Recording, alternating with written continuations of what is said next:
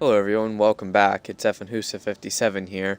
We're back on Destiny, and this video I'm doing is about ERIS MORN, which is the new vendor for the first DLC expansion, the Dark Below. This video is going to be about how to level up in her faction and basically what she sells. So to start, there's 4 white bounties a day that you can do with her. However, one of them seems to be only for a certain class. The first day was for the Titan, yesterday was for the Warlock, and today is also for the Titan. Now, the really neat thing about these bounties, they're not worth a whole lot. They're generally worth 100 or 75, and there's only 3 of them today that I can do, so I'm going to pick up all 3 of them. But as you can see, I'm already rank 1 with her, and I have 146 XP towards the 2,000 that it takes to reach rank 2. So hopefully that won't be too hard to get. Now, items that she sells. She does sell some pretty cool actual emblems. However, you do have to be rank 3. CROTA'S Bang rank 3 before you can buy them. She sells really cool armor shaders. However, you have to be at least rank 2. Then there's one at rank 3 and there's one at rank 4. And the rank 4 one does look probably the best, I think. Then she sells more or different class items for the Hunter, the Titan, and the Warlock.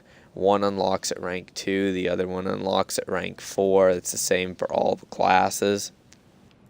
And then she sells supplies. She sells runed cores, and then she sells embalming orbs. Now, these are used to upgrade specific weapons. The rune cores are used to upgrade the weapons gifted from ERIS.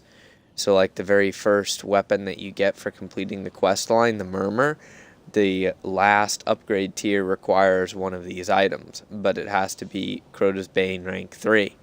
Then any of the brand new weapons that are of Hive origin require the embalming orb. Now, the currency for both of those is black wax idols, so be sure to save your black wax idols for them. She also sells special ammo synthesis and heavy weapon ammo synthesis, but you have to use black wax idols to buy them, so I don't recommend that you use your black wax idols on those.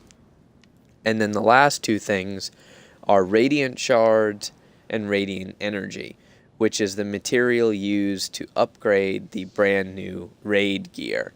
And this stuff can be pretty hard to get, so do be very careful with it.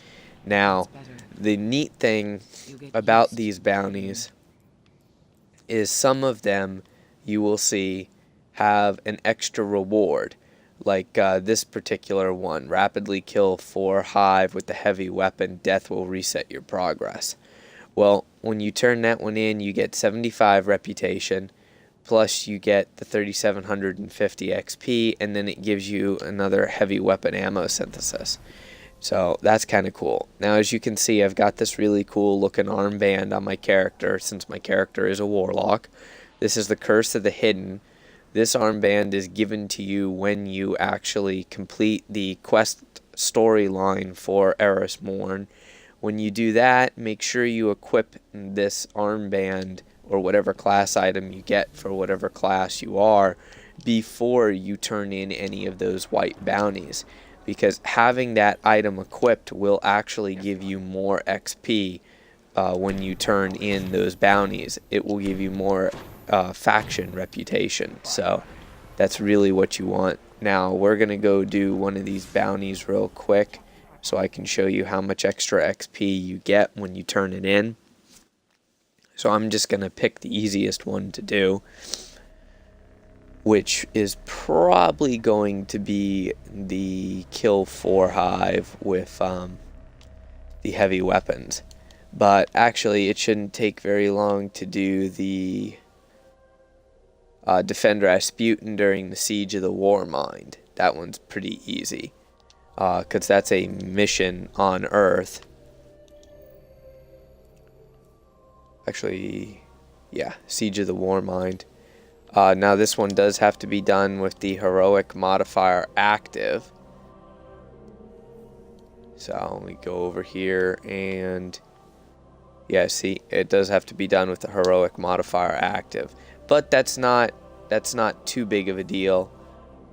It is saying that I will get ascendant materials off of this, even though I've done this mission already, so we'll see if that actually gives me that ascendant materials as well. If it does, that will be a pretty big bonus. But it's completely personal preference what you want to do. If you want to actually fast forward through this gameplay of this mission, go right ahead. I'm not going to fast forward it because some people do actually want to see the gameplay, but I will turn in that bounty here real quick after I'm done. As soon as I get done with this mission, I'll go turn it in so that you can see exactly you know, how much XP or faction reputation you do gain off of the bounties. So it's very important to do those bounties. In addition to, I pick up all the Vanguard bounties at the very beginning. This way I can do them all at the same time, and you're just going to save yourself a lot of time. And if you're trying to level up new gear, because like I have posted another video with the glitch where the stuff in your inventory did not level to the same as what you could actually buy new items or new versions of items that you already have. I will post a link to that video in the description of this one if you guys want to take a look at that. But this mission doesn't take very long. There is a lot of driving in this mission, but that's not too big of a deal, especially if you have one of the upgraded Sparrows that is faster, or you have the raid or DLC Sparrow.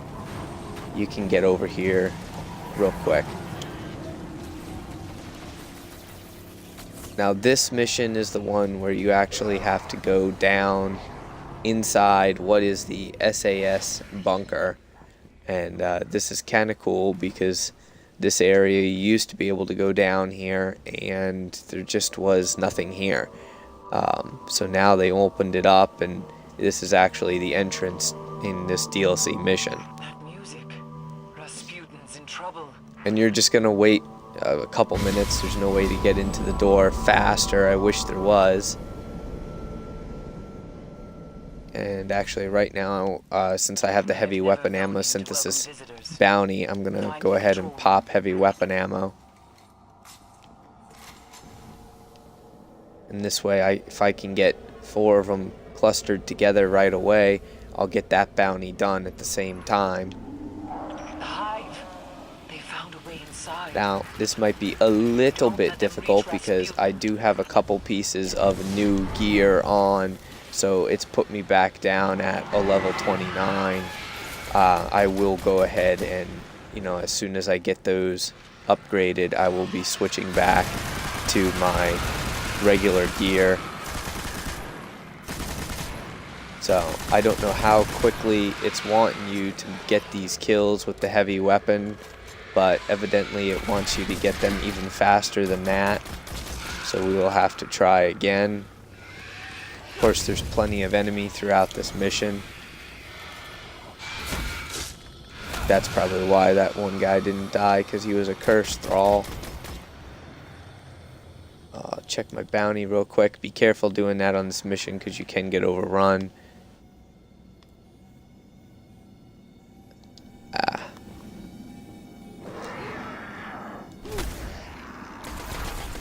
Yep, obviously it didn't say I did those quick enough, but oh well.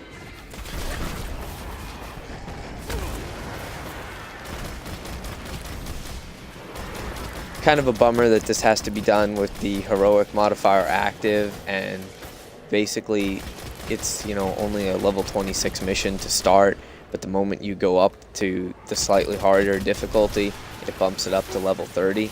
You would kind of think that there would be a level in between, like maybe it would be, say, level, you know, 28 instead of, you know, the level just going straight to level 30.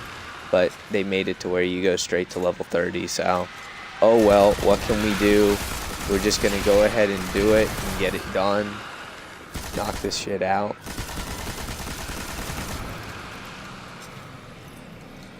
hope that you know, we can get some stuff to count towards this heavy weapon bounty, because if we can get 2 bounties done at the same time, that's awesome. I do have self-revive, so I ran out of heavy weapon ammo there. It's the only reason why I had to use my self-revive.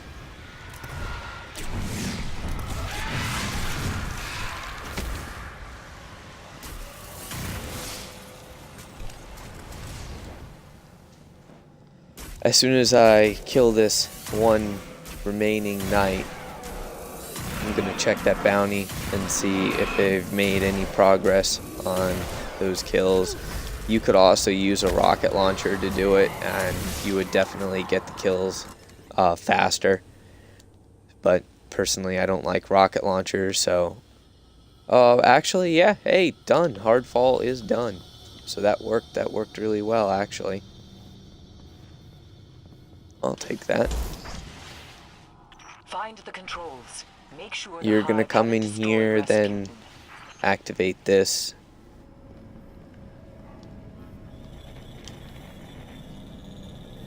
I do recommend you back off of that platform a bit. Something's wrong.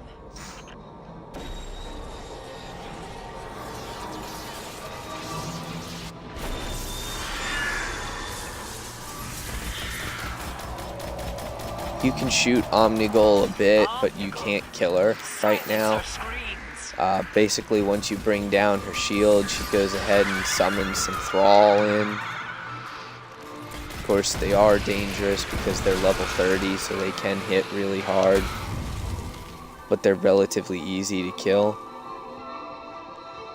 Now, the hard part comes when she starts summoning these other versions of wizards. And you do have to kill these guys extremely quickly because they leave sigils on the ground, and those sigils explode and practically take all of your health when you walk over them.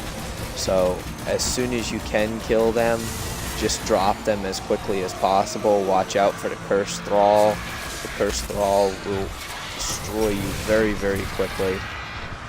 Of course, the regular Thrall do a lot of damage too when they melee you, so keep that in mind. And you're trying to do this before she can lay too many sigils, because if you get a bunch of sigils on the ground, it becomes very hard for you to move around.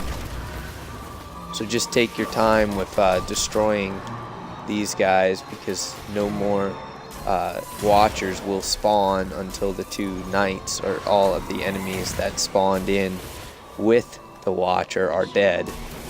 That gives you a little bit of a break, and you'll start to see the sigils once the other waves of these spawn. This is the last fight for this mission, so keep that in mind. You don't have to do anything after this. This is the last fight right now.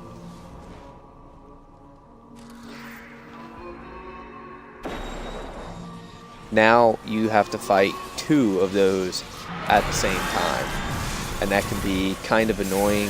If you can hit the chosen Thrall right away, you don't have to worry about the exploders, so that's nice. But you do have to deal with basically double the enemy, and you have to deal with 2 of those Watchers, so keep that in mind. And as you can see right there, that's one of the sigils that I'm talking about. Basically those green fire rings. And you have to be just so careful with this shit because everything is right on top of you. You've got both of those Watchers that they have the same abilities that a normal wizard would have, where they have the fire shield, and they can also put up that cloud of darkness that heals enemies that are inside the darkness, and it can just really destroy you. So keep that in mind, that you're having to deal with that at the same time. As you can see, they're starting to get a bunch of sigils on the ground because I can't really kill them fast enough. Mainly just because, like a wizard, they deal so much damage. Your best bet when your health is low is just to take cover. And at the moment I don't have any heavy weapon ammo, which that's really, really annoying. And since my weapons did not scale, you don't have the extra attack bonus. So even though I'm using a fully upgraded exotic, it seems like you're just, you know, shooting paintballs at them. I am going to use another heavy weapon ammo synthesis so I can take out the last one before she has a chance to lay more sigils. Because as you can see, there's already quite a few sigils on the ground, and I really don't feel like stepping on any of those because they will basically kill you. You'll have maybe a little bit of health left, but they pretty much take out most of your health bar, and that's not very good right now. So basically, as soon as she spawns, I'm going to try and kill her. I don't want to lose my shield though.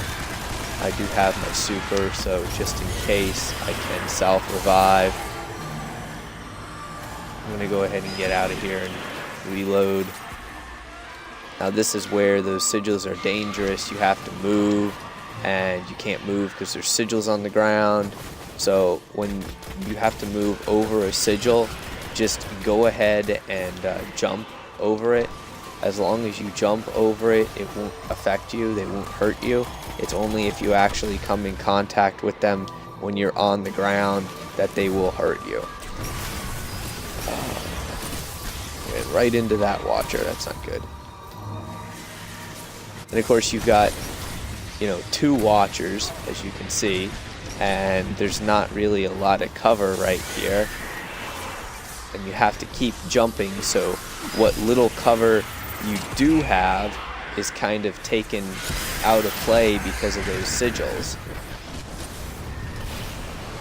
And of course, everybody wants to shoot you at the same time. None of them will, you know, leave you alone and let you focus on the one Crota person. So now you can get back behind this, and those pillars will give you a little bit of cover. And of course you can just grenade the knights. That does help. It helps a lot to get rid of those, but the main problem are those watchers. Like you can see, even with my heavy weapon ammo, I'm just not able to do enough damage fast enough to take out those watchers. So it can be very, very annoying, and you've got to make sure that you don't step on those sigils. I can't stress how much damage those sigils actually do to you. Alright, 1 watcher's down. Means there's only 1 left. And then there's a few chosen knights. And of course the chosen knights, like any knight, they regenerate their health when you let them put up that darkness shield. And of course that watcher came and she put a freaking sigil up right on top of me. It was very nice of her. Not. They do have a fire shield, so they're weak to fire. If you have any fire weapons, or in my case I have the fire grenade, so that works out well in taking down her shield at least. And you can kind of hide. I recommend you hide behind something and get your health back, because she is a pain. And of course I don't have any more heavy weapon ammo, so I can't use heavy weapon ammo against her. Alright, that's the second one down. Third one. Get rid of some of these knights. Just try and play whatever cover you have to your advantage. She will attack you out in the open, and she will chase you out of cover. So what you might think is cover is not always cover. And there are so many sigils on the ground at this point. It is just very, very hard to move. You can try and kill the knights. At least then you're not getting shot at from multiple directions. So I do recommend that whenever you have the opportunity, you go ahead and get rid of the knights. It also opens up that area of the field for you to move around in. You don't want to be down there and get meleeed by one of those. Alright. She's dead. Be careful of the little darkness clouds too. They do a lot of damage to you. And then the worst one. You have this ogre that spawns that you have to deal with. and you're kind of thinking that, oh, it's just the ogre. Yeah, it's not. He'll start spawning little minions that you have to deal with as well. As you can see up there, there's the start of some of those minions. And now this is the one that requires the most ability to move around on the ground. And as you can see, there's so many of these sigils on the ground. And now I've got freaking Hollow Knight shooting at me. Oh my god, this is not good. Try and get cover. You can jump over the knights, which is very helpful. You can get behind this area, and that kind of allows you to... God damn it! Yeah, without heavy weapon ammo, this is going to be just a utter pain in the ass to do, because the checkpoint is right here. So I'm going to back out. I'm going to forget it. Since the checkpoint's right there and you have to do all of that all over again, I'm just not even going to bother with it with my 29 gear on. I'll come back later with my 30 gear and do that. Since this video is purely for the purposes of leveling up the actual faction with ERIS MORN, I'm just going to go back to the tower and I'm going to show you how much extra XP you get off of the one bounty that I have done here, which is... And also I got working on the precision damage bounty, so that's a prime example of how you can do multiple bounties at the same time. But since I have this hard fall done, which gives me 75 reputation, just having the class item that ERIS gives you, which in my case is this bracelet, or armband I should say, since I have this armband on, that should give me at the very least 93 XP when I turn it in. But I also bought the Dark Harvest emblem, which is the emblem from her that becomes available at rank 1. And I bought it to test a theory to see if that actually gives you more XP or faction reputation when you turn in bounties with her. I would think that it does, but we'll find out really quick. We'll find out right now and see if it does give you any more faction reputation, because if it does, that would be really cool. So she'll also give me another heavy weapon ammo synthesis that'll replace the one that I used, and that makes it basically pretty easy because it doesn't cost Glimmer then. So I should get at least 93 XP off of this, and all I get is 93 XP off of this. Okay, so it does not matter what emblem you are wearing. The emblem has absolutely no effect on how much reputation you get from turning in a bounty with ERIS MORN. As you can see, I just went up only 93 rep off of that, but that's not a big deal. I'll do more bounties. I'll finish the other 2 bounties. One's very easy to do. It's simply on Earth, patrols on Earth, and then I'll go back and I'll finish that mission and just with my level 30 stuff on, so they're not doing bonus damage to me. Well, I hope you guys enjoyed the video and you found it helpful. Like I said, there's a link in the description to the Let's Play video and the glitch video that I have, and I may just put everything all in one playlist, but if you enjoyed the video, go ahead and give it a like and subscribe to my channel for more videos. Thank you for watching. An engram is